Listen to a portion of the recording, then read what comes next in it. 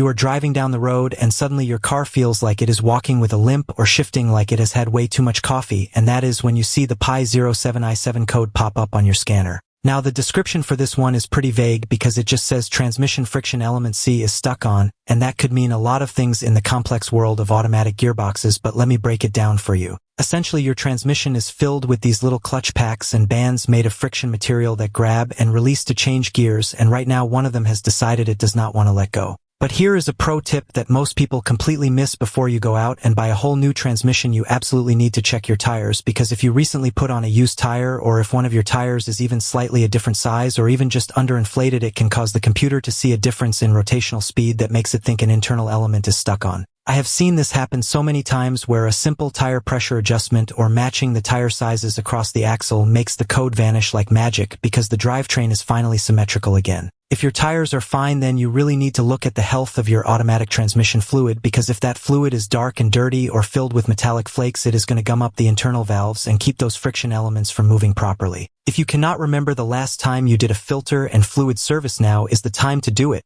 because clean fluid is the lifeblood of your transmission, and a bit of debris trapped in a passage can cause a world of hurt. You also want to look for the master junction connector on the side of the transmission case, because these things are right in the line of fire for road salt and vibrations, which can cause the pins to loosen up or get saturated with oil and mess up the signal to the transmission control module. This is a moderately severe code, because if you keep driving with a friction element stuck on, you are basically sandpapering the inside of your transmission, and that will turn a simple electrical fix into a total rebuild that costs thousands of dollars. So do not ignore those harsh shifts or that slipping feeling for a second longer. It is always better to be proactive and check the basics like your fluid level and your tire circumferences before you let a mechanic talk you into a massive repair bill that might not even be necessary for your specific make and model. Use your eyes and your ears to feel how the car is behaving, because that transmission is trying to tell you exactly where the friction is happening, and staying on top of it will keep your car on the road for a lot longer.